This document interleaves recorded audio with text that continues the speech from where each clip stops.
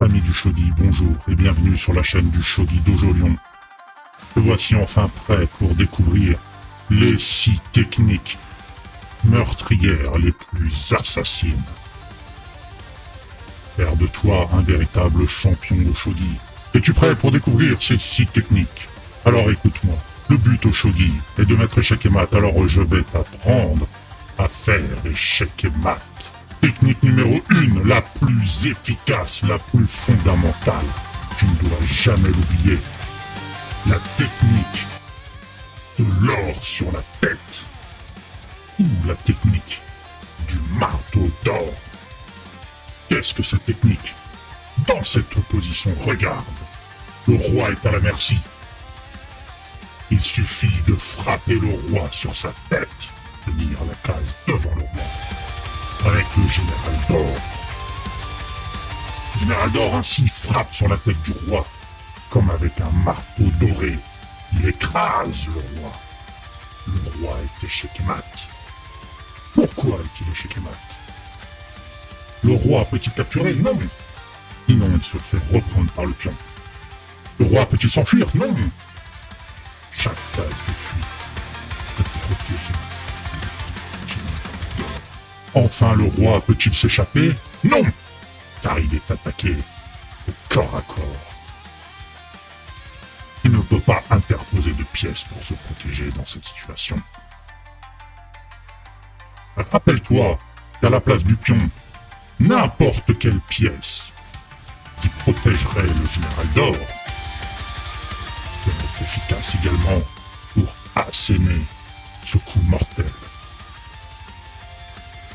Alors répète après moi, or sur la tête, technique du marteau d'or, et mets l'adversaire échec et mat. La deuxième technique est un proverbe que j'ai inventé, 2 ors apportent la mort. Et oui, réfléchis bien, tu as 2 ors en main, et avec ces 2 généraux d'or, tu peux capturer le roi adverse. Alors deviens un véritable assassin. Et fais échec et mat tout de suite. Ça commence par un or sur la tête. Le roi recule. Remets un deuxième or sur la tête. Échec. Et là, je t'entends me dire, mais que se passe-t-il si le roi essaie de s'enfuir? C'est là où le général d'or est fort, car il peut quand même mater. Aucune case de fuite n'est disponible pour le roi. Et si le roi tente de s'échapper de l'autre côté, c'est peine perdue. Le deuxième or sur la tête donne l'estocade finale. Ainsi donc, comme je l'ai dit, 2 ors apportent la mort. Répète après moi, 2 ors apportent la mort. Troisième technique, l'or pour la fin. Et oui, fais attention, parce que tu as plusieurs pièces en main. Il peut être sage de garder le général d'or pour la fin, pour le finish, pour l'estocade finale. Que se passe-t-il si tu n'écoutes pas mes conseils? Je vais te le montrer. Imagine, tu attaques le roi avec le général d'or en premier et il s'enfuit sur le côté. Tu tentes de l'attaquer une deuxième fois, il s'enfuit. Et là, tu as raté une occasion de le tuer. As-tu envie de rater l'occasion de mater le roi adverse? Non, évidemment que non. Alors que feras-tu désormais? Tu garderas l'or pour la fin. Garde. Échec avec le général d'argent. Le roi peut s'enfuir d'un côté. Il fait échec et mat. Car le général d'or, comme tout à l'heure, ouvre toutes les cases. Le roi s'enfuit de l'autre côté. Échec et mat également. Alors répète après moi. L'or pour la fin. 4e technique assassine. On a vite fait d'oublier dans ses calculs. Mais toi, tu n'oublieras pas. Dans cette position, as-tu en main, tu as un général d'argent. Peux-tu mater avec un seul général d'argent? Non, évidemment. Mais regarde de plus près. As-tu véritablement qu'un général d'argent en main? N'as-tu pas mieux? Je te laisse réfléchir. Tu as compris? Hey. Regarde. Commence par capturer le général d'or de ton adversaire.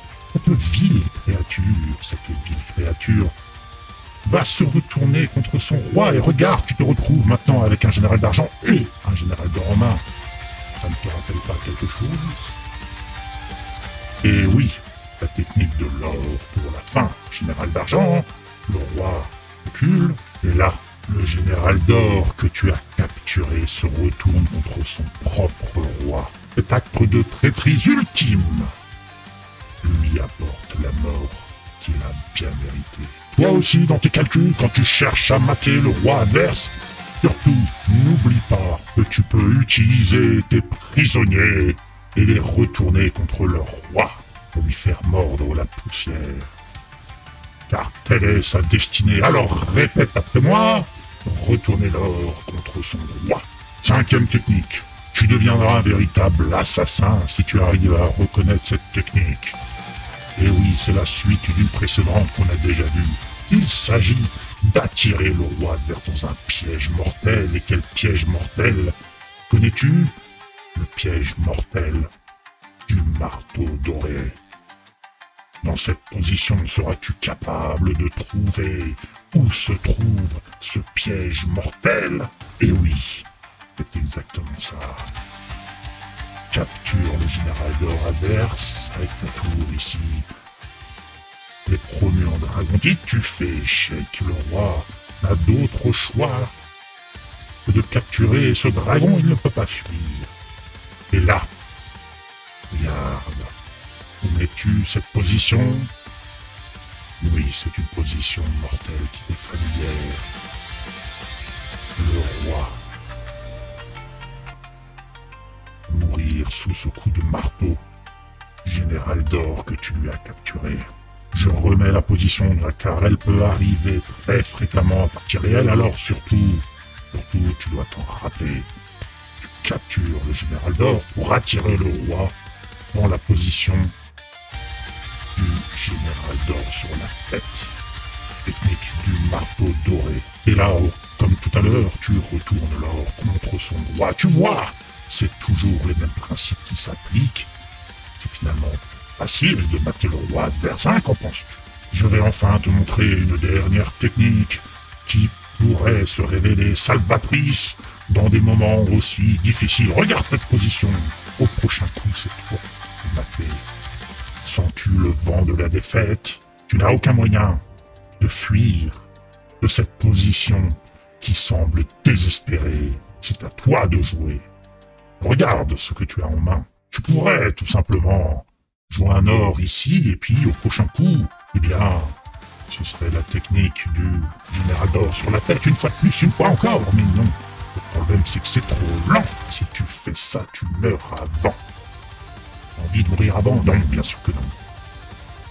Tu n'as pas envie de mourir avant, tu as envie de gagner. Tu as envie de connaître la gloire, la réussite, la victoire. Tu as envie de capturer le roi adverse avant qu'il ne te capture. Alors, il n'y a qu'un moyen de gagner de la vitesse. Tu dois y penser.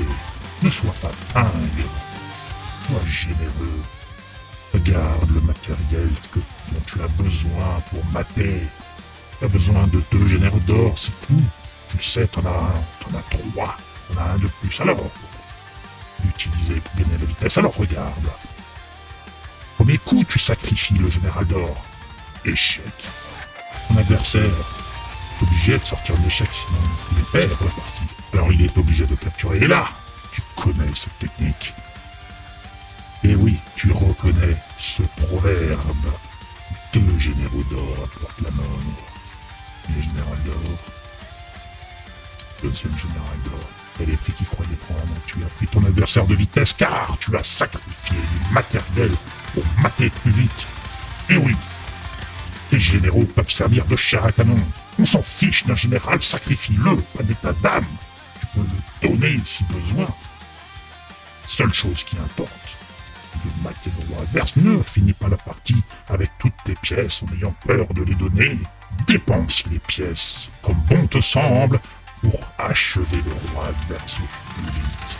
Et tu seras récompensé par la victoire. Alors répète après moi, sacrifier une pièce pour mater plus vite.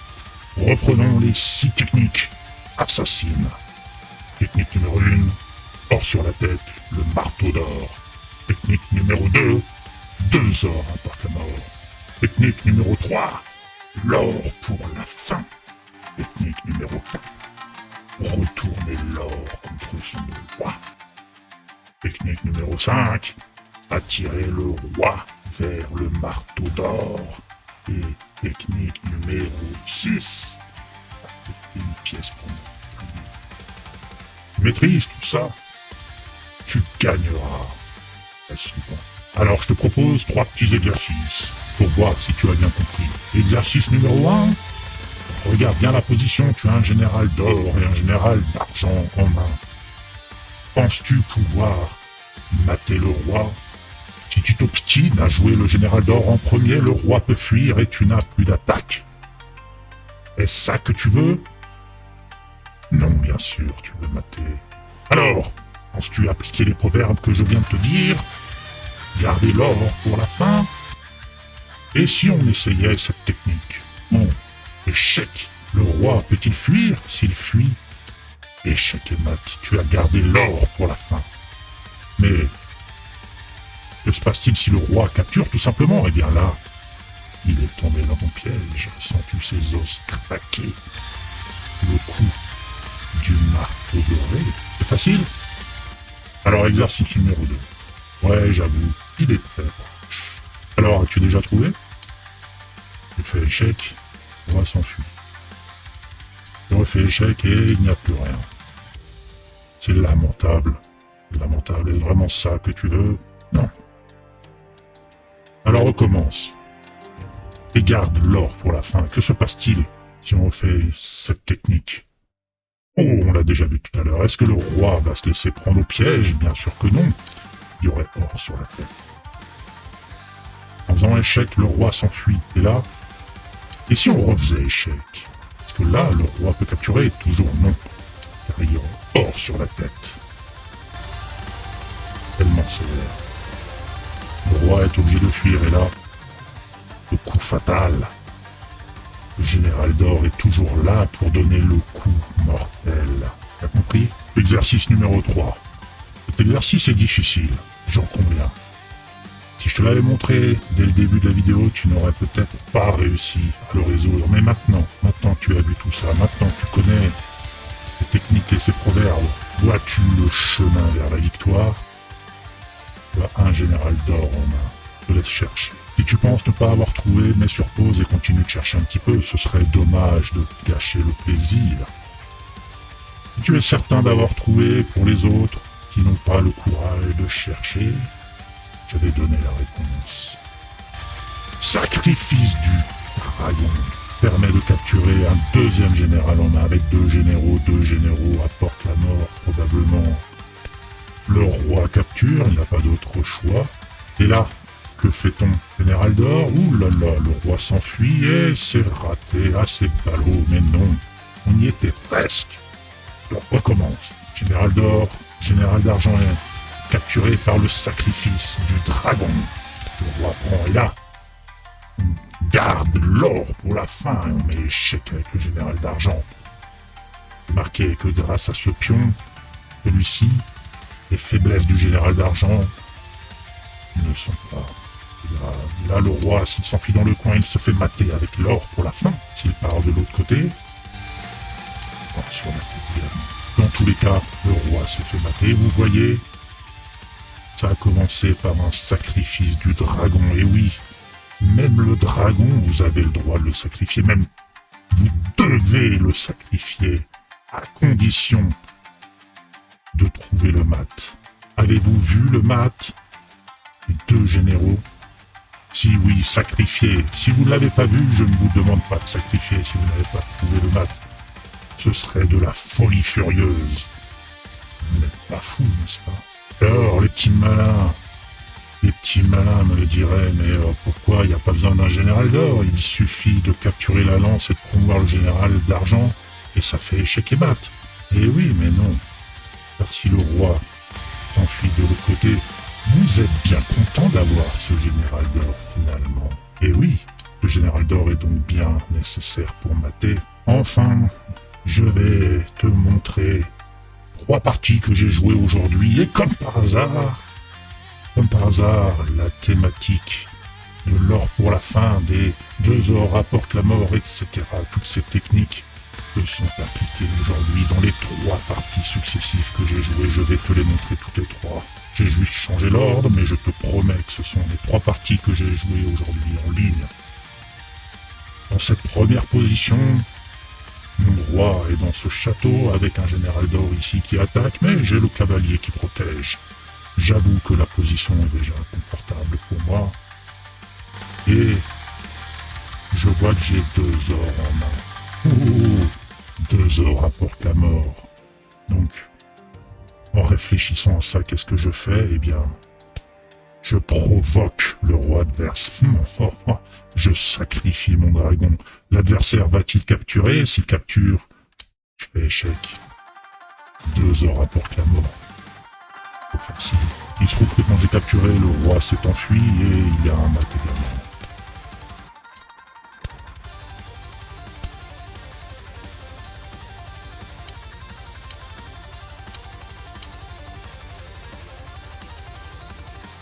Je te montre le mat, mais ce qui est intéressant de retenir dans cette première position, c'était de voir ici, instantanément, sans réfléchir, qu'il y a la position de 2 ors apporte la mort.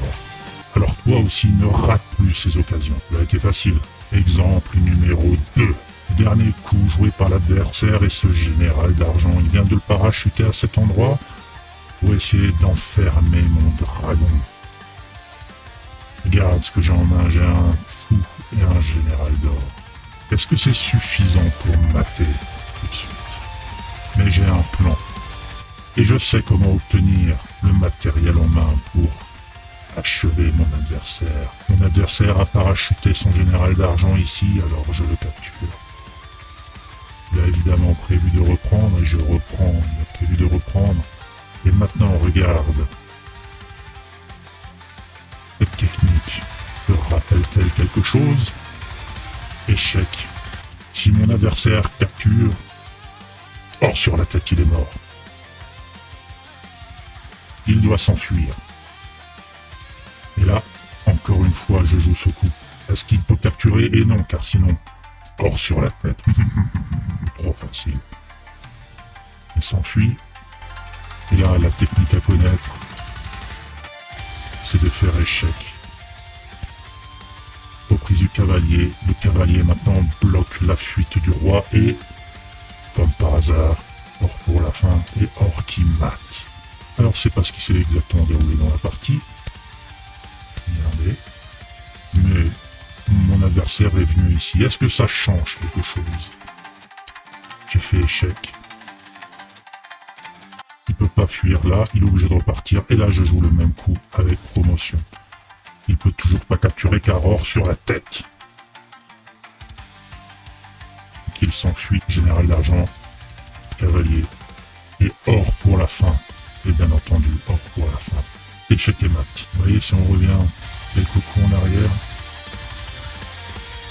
comment j'ai eu cette idée?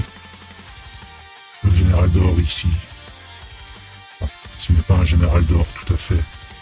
Une pièce promue qui a le même pouvoir, la même force que le général d'or. En réalité, c'est un cavalier, mais on s'en fiche. Dans cette position, il vaut comme un général d'or. Dans cette position, je reconnais le pattern de l'or sur la tête et je sais que si j'échange toutes ces pièces, je vais pouvoir mater le roi avec les techniques qu'on a vues ensemble. Alors à l'avenir, toi aussi, ne rate pas ces opportunités car elles arrivent très souvent. La preuve. Allez, 3e exemple. Dans une position plus compliquée où je suis perdant. J'ai mal joué avant et je suis dans une position très délicate. Mon adversaire capture le pion ici et lui aussi, il est à 2 doigts de me mater. Il pourrait par exemple tout simplement sacrifier sa tour sur mon général d'argent et il a 2 ors qui apporteraient la mort. Par exemple, si je fais un coup inutile, regardez.